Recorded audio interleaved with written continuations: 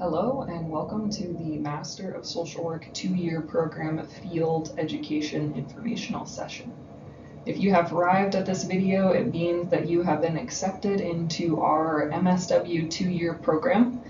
We'd like to first take the opportunity to congratulate you on this milestone achievement. It's exciting time to be accepted into an MSW program, and we really thank you for choosing NAU, and we look forward to the opportunity to work with you. Today we are going to cover all the details related to the requirements of our field education component of our degree. Today we hope that you have questions answered and have understanding of what is going to be expected of you in field education and detailed next steps on what will be happening after you finish this presentation. So thank you for taking the time to watch this video. We hope this is a convenient way for you to get information on your own time that works for you, and we're excited to support you in your field education journey. So we'll start with introductions. My name is Claire Halligan. I'm the Assistant Director of Field Education here in the Department of Social Work at NAU. I am a graduate of our BSW program and also our MSW program, and definitely have some experience out in the community as a social worker, and found my way back here to the Department of Social Work and really just enjoy the work in supporting students in their field placement. So I definitely am happy to answer any questions related to field education, but I also was a graduate of the program. So if there's any questions that you have about our program, also don't hesitate to reach out. And I'm really looking forward to the opportunity to work with each of you to support your field education experience. I have listed a couple names of other individuals in our field education team that you just might see or want to be familiar with. So Julie Fritzler is our Director of Field Education, and then Anna Chase is our Field Education Program Coordinator. And so you might just have connection with them at some point. We all work very collaboratively together. Anna manages all of our affiliation agreements and partnerships. So if you see an email that's included with either of them, just know that we'll all stay connected with each other to support you in your process. All right, objectives for today really is to give you all the information that you need about field education, but we're going to go over some policies, some internship requirements, and then the process for securing your field placement.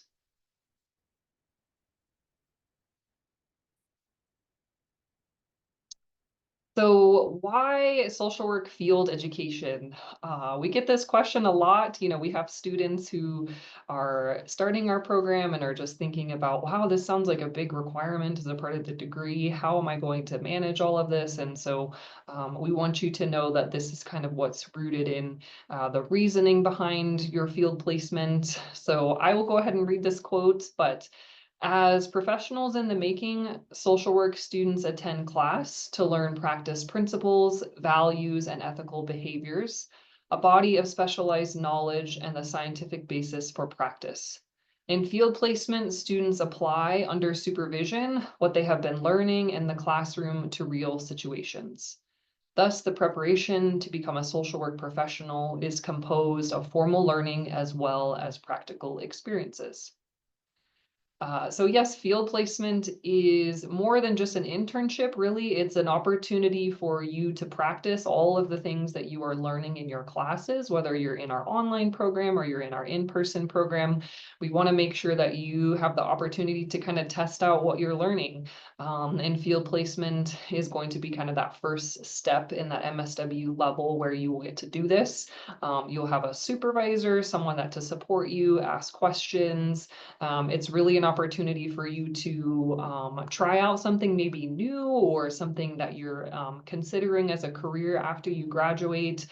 So we want students to think of the field placement really as an experience and not just like a requirement that you have to do, but something that you're really going to spend some time learning a lot of social work skills in. So we want to start off our time together with that in mind for all of the requirements surrounding field placement. We are going to jump right into our requirements, starting with the field placement hour requirements. The 2-year program requires a minimum of 900 clock hours at 2 different placement sites. This will be split between the foundation and specialized year of our program. So for the foundation year, you will be at 1 placement site. You will complete a minimum of 450 hours. It will be split over 2 semesters. So the first semester will be 225 hours. The second semester will be 225 hours. And then it will be a minimum of 2 full days per week, both semesters. The specialized year will look very similar to your foundation year. You will just be at a different placement site and completing different coursework. It will be a minimum of 450 hours, 225 hours that first semester, 225 hours the second semester, and a minimum of 2 full days per week. If you are a student that has an internship that falls over the summer semester, we do want to let you know that you can expect more weekly hours due to the summer semester being condensed into 12 weeks. If you're not sure if your internship is going to be over summer, you will just want to connect with our field education team and we can clarify whether you would fall under that summer field placement exceptions.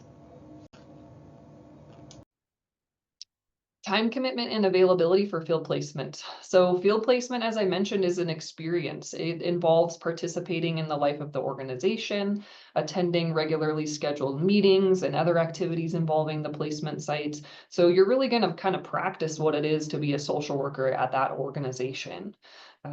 You are expected to complete the minimum number of field placement hours per week. This is an agreement that we make with our partners. They know, hey, you're going to be there for 2 full days per week, and that's what we're expecting you to be. You might have a caseload of clients.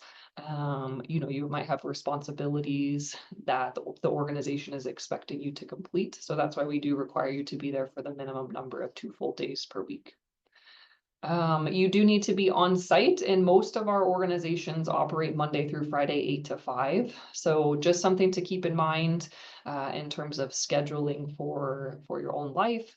Occasionally, we have organizations that might have evening or weekend hours. I would say that is the minority of organizations. So you're going to want to kind of think of those traditional Monday through Friday kind of hours. And as I mentioned, it just needs to be a minimum of 2 full days per week.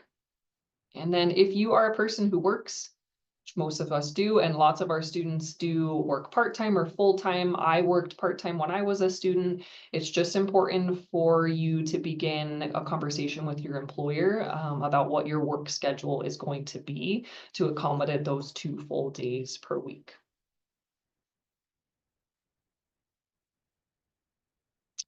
So in addition, just kind of speaking of your hourly requirements, we also just want to let you know about our monthly field seminar class. Students are required to attend a monthly field seminar class via Zoom. Or if you're an in-person student, it will be in person, but typically it's going to be via Zoom. So this class is live in person, as I mentioned, via Zoom or at our office here. The schedule will be set prior to the start of the semester. The seminar will meet for 2 hours and your attendance and full participation is required. The field placement seminar hours will count towards your total 450 hours, so you don't have to worry, is this in addition to? No, it's a part of those hours, but we do just want to let students know kind of in advance, this is something that you'll need to be thinking about. Sometimes the seminar classes align with your internship days, and that works perfect. You can just kind of step away from your internship for those 2 hours to attend seminar. Other times it might be on a different day than your internship. And so, for example, if you're someone who's employed, you would just want to make sure to have that already set up with your employer that you're going to attend that seminar that day. So monthly, and the seminars are really fun. It's an opportunity for you to connect with your peers that are also in a field placement, and there's a professional development kind of topic of the month, if you will. So it'll be relevant to your internship in terms of professionalism or confidentiality, or maybe there's like a policy that's happening nationally, for example, that's relevant for all students to kind of be discussing. So field seminars, I would say, are kind of a bonus of our program, where students get the opportunity to connect and kind of talk out loud about how their internship is going. So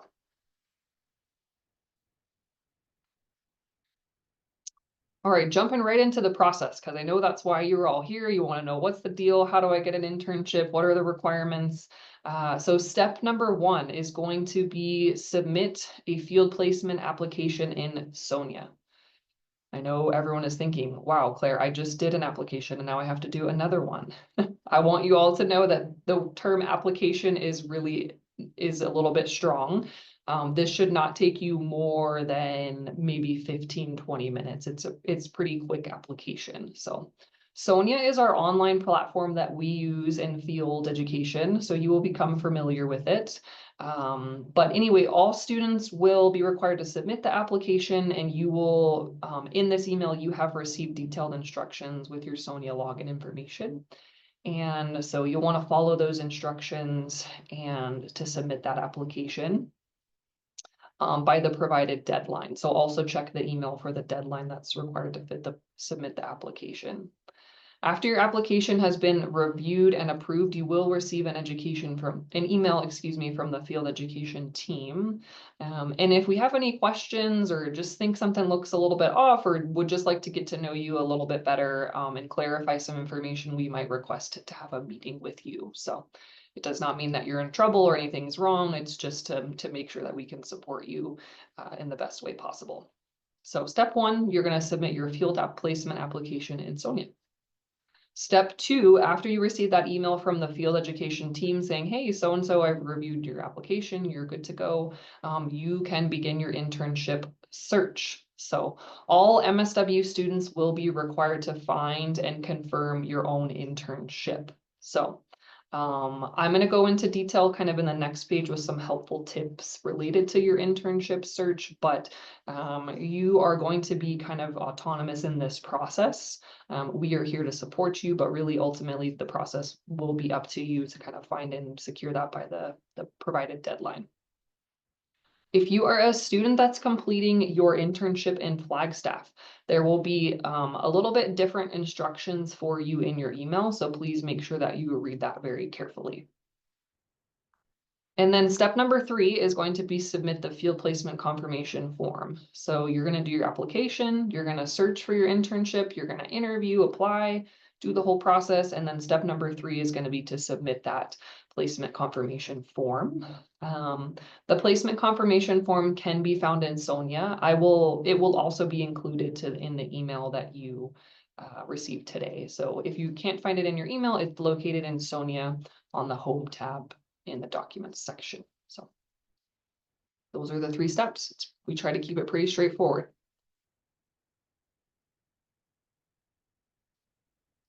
Alrighty, field placement search tips. So you're probably all thinking, oh boy, I'm on my own. I'm gonna have to figure this out. The answer to that is no, you are not on your own. And so here are some suggestions. We do have an internship search guide. So that was included in the email and it's also can be found in Sonia in that document section. Please review that entire guide and use it to support you in your internship search.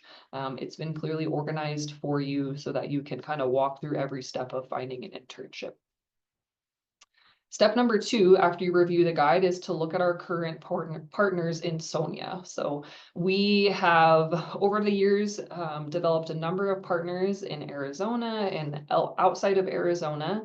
And so we are going to highly encourage you to use those partners first. So look at where you live and see in the region, hey, is there any partners in Mesa that might fit my interests and that I would be interested in completing an internship with? If they are listed in Sonia, that means we have a current agreement with them. And so the process is going to be much faster. And also it's someone that we've worked with in the past and kind of vetted and know that they're going to be a good fit for our students.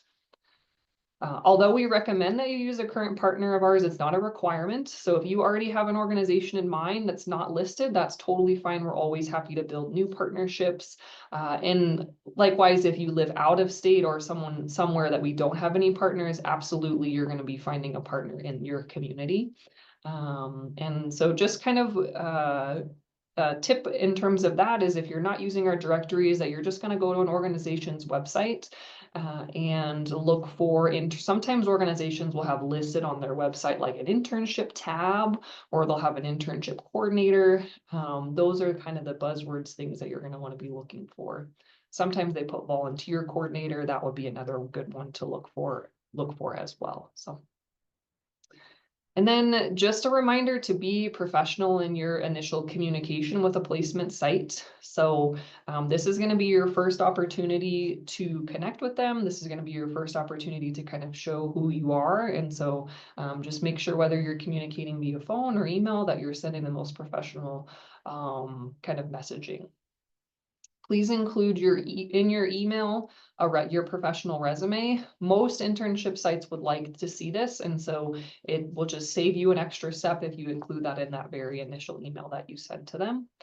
And then we do have a placement site FAQ sheet, and that outlines all of our requirements. You don't have to attach that, but it can be helpful, especially for organizations that aren't a partner of ours. If you include that in your email as well, that just kind of, again, saves an additional step where the site gets to see your resume, and then they get to see all of our requirements in an FAQ sheet.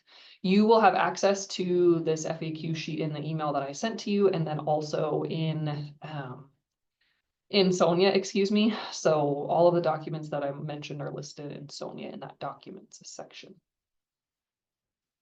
Alrighty, and then just another requirement that we'll review kind of in more details in the next slide, but you're going to want to make sure that the organization has an MSW who's 2 years post-graduation to provide field supervision. So that will be a requirement that I'll review next, but these are our internship search tips. So hope that's helpful for you.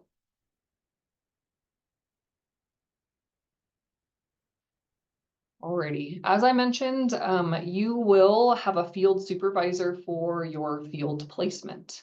The field supervisor will serve as a mentor and supervisor. They will provide an hour of weekly supervision for you.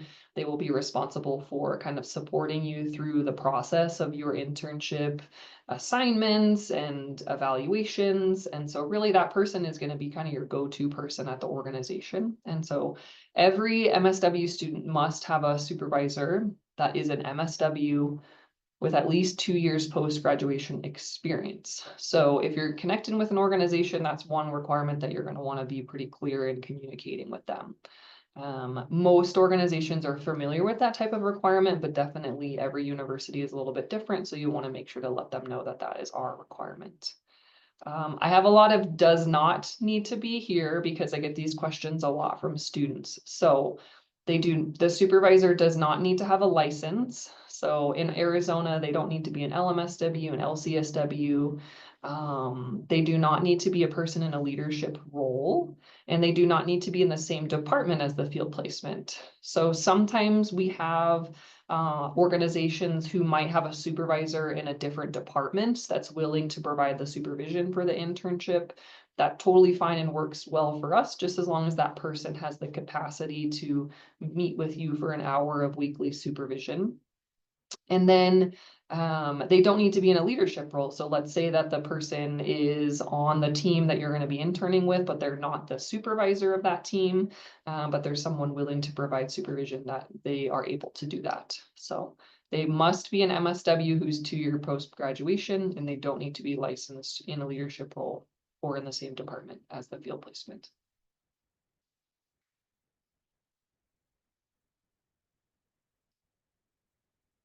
Alrighty, I'm going to kind of get into some specific scenarios that might come up in thinking about your field placement. So as social workers, we follow the NASW Code of Ethics.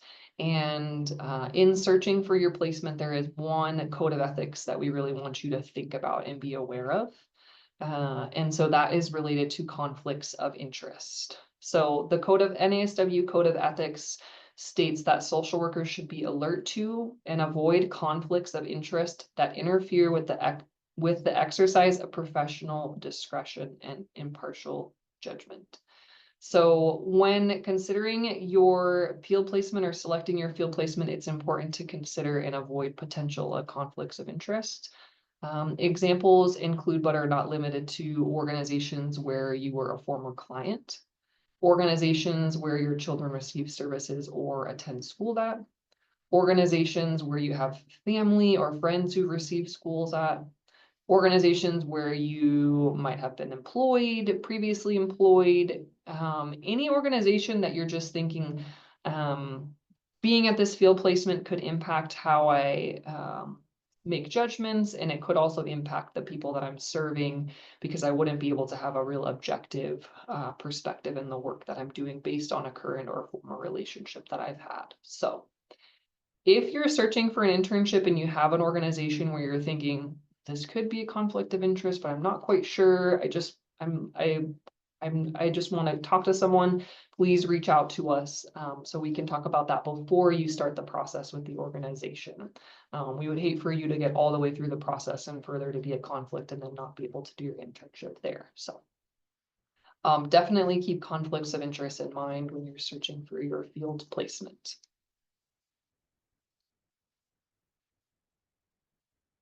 Additionally, when you're searching for your internship, we get this question quite a bit.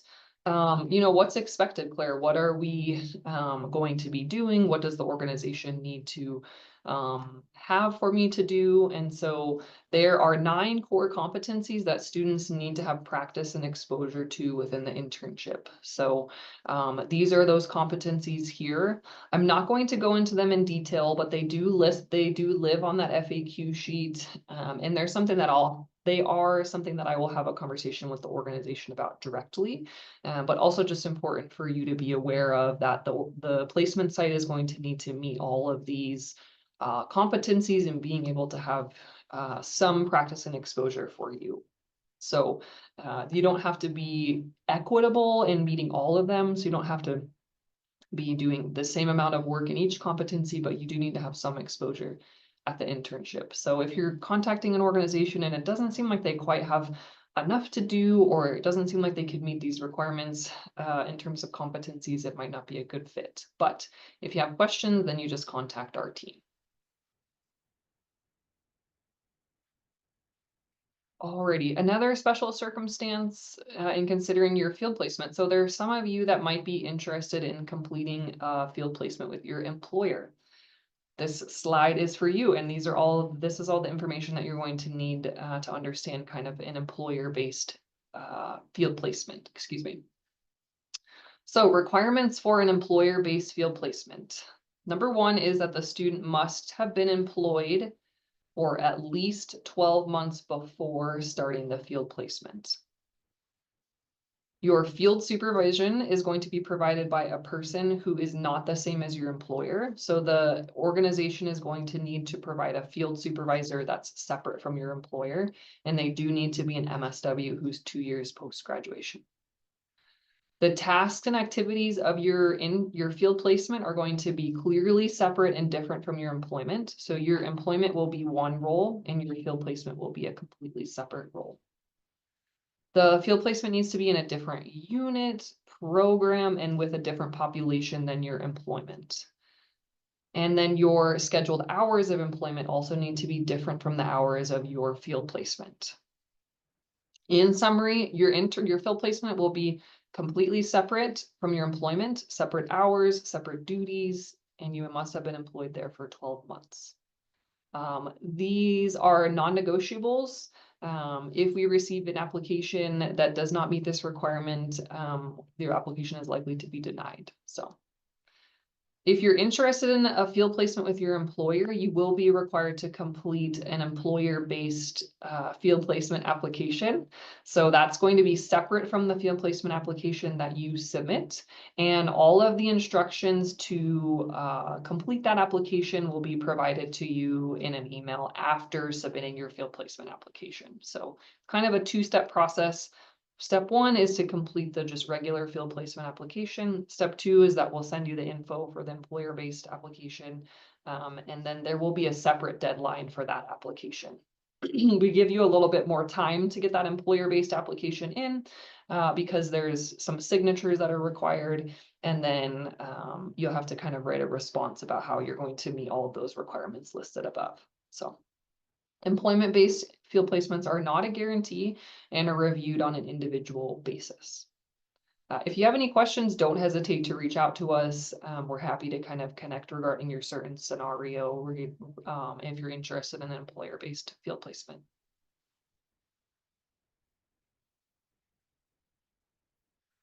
All right, stipend versus employer based. So we bring this up because it's becoming more common. I wouldn't say it happens all the time, but sometimes we do have students that might be at an organization where they are provided a stipend. And so we would just want to make sure that you have all the information that you need related to that. So we do allow students to receive a stipend for a field placement if that's something that the organization provides, but there are a couple of requirements surrounding that that we need to make sure are followed. So the stipend must not jeopardize the integrity of your field placement or your role as a student. So we don't want you to end up in a scenario where people are confused about your role as a student because you're receiving this stipend. We want the stipend to really be like an extra thing that the organization is kindly offering you and not placing you in a sticky situation where they kind of view you in a different way. So along that same lines, the stipend is not considered an employee-employer relationship, and the stipend does not offer employee benefits. If you are going to receive a stipend, you are covered under our liability insurance. So I'll get into liability insurance here in a little bit. But just know that the stipend, it's not considered an employer-employee relationship, so you would receive coverage under us still as a student. So. Alrighty, and then considering a stipend, are you receiving a stipend? Have you talked to an organization that has a stipend? Please contact our team to discuss the details before moving forward with the organization. So we just want to make sure that all of those requirements are met. Usually we don't have any problems with that, but then please just be sure to connect with us so that we can answer your questions related to that. Liability insurance, as I'd mentioned. So NAU covers all students who are placed and supervised under its self-insurance program for the purpose of liability, unless the student is an employee of the organization. So the coverage protects against claims arising from the student's acts, errors, or omissions in rendering services of a professional nature. There is a website for more information, but really it's just important for you to know as a student, you are protected under our liability insurance. So if something should happen, then we do have insurance for you. So if you come across a circumstance where you think you might need to use the insurance or an accident happens, definitely you're going to want to communicate with us and let us know. But you are covered. So. All right, field placement course and assignments. So along with your field placement, you are going to be in a field education course. Field education courses are taught by our faculty field liaisons. Faculty field liaisons are professors. That person is not me. I will not be a faculty field liaison for you. And so the faculty field liaison is going to support you for the duration of your field placement. They facilitate ongoing visits with you and your field supervisor to ensure the success of your placement. Really, after you get placed, they're going to be kind of your point of contact. You and I will be working closely together up until your field placement starts. And then after the field placement, the faculty field liaison is going to be that person for you. So. The assignments for your course include a learning contract, weekly journal, supervision log, ethics assignments, timesheet. You don't need to write all that down or be aware of that now. It's more of just an FYI of what's to come. There will be a formal orientation for you before the start of the semester where you get to you'll get to meet your faculty field liaison and complete learn more about those assignments. Additionally, there also are going to be assignments in your social work classes that relate to your field placement, which is kind of fun. So you'll have your field course, and then you'll also have your regular kind of social work classes and the assignments we have designed, or the team has designed, so that they match really well with what you're learning in your field placement, which is why we have a kind of a degree progression where you're required to be in certain courses at certain times so that those assignments align really well with your field placement. Field placement course grading, again, this will be covered in your field placement orientation with your liaison, but just kind of an FYI here, your field education course is graded on a pass-fail basis. That includes your field placement and the course that you're in. So you won't receive a letter grade for field education, you'll receive pass-fail. The grade is assigned by your faculty field liaison based on the recommendation of your field supervisor and the field liaison. It's going to be based on your student performance evaluation that's conducted by the field supervisor and the student at the end of each semester. You will be very involved in that process. So if there's any concern that you might not pass the class, you will know well in advance.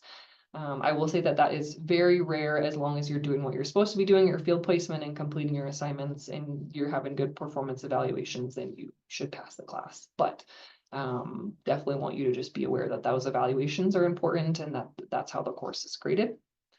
And then a student performance evaluation is reviewed by your field liaison to ensure it was conducted in a fair and balanced manner and that it's comprehensive and relevant to what your learning contract says. So that process will be equitable and fair.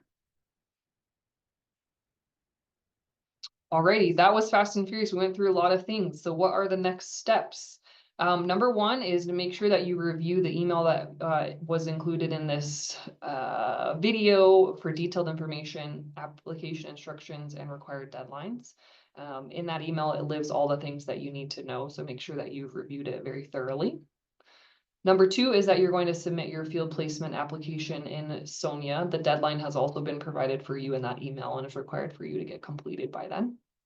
Number three is you're going to begin your field placement search, which is super exciting. So you get to go out and find a field placement that's going to be best fit for your needs and what you're interested in. You are required to find and confirm your own field placement. Flagstaff MSW students, please look for your specific instructions related to Flagstaff field placements. If you are interested in employer-based field placement, after you submit your field placement application, you will receive instructions on how to complete that application. So that's kind of a two-part process. So stay tuned for that application if you're interested in that. Number four is after you have done all the things, you found your internship, you interviewed, you've been accepted, you are going to submit the field placement confirmation form. So those are the steps. We hope that this was helpful and answered any questions that you have about our field placement education requirements. Please do not hesitate to reach out to us with questions. This is just the start of the conversation to make sure that you have all the info that you need to make a decision about your time in our program. We're happy to help. We're here. We look forward to the opportunity to work with you, and thank you for choosing our program. Thank you for pursuing an MSW as your degree and your career path. As Julie Flitzler would say, it's a noble choice, and it is much needed in this time of the world. So we thank you for that, and we will be in touch. Have a great day.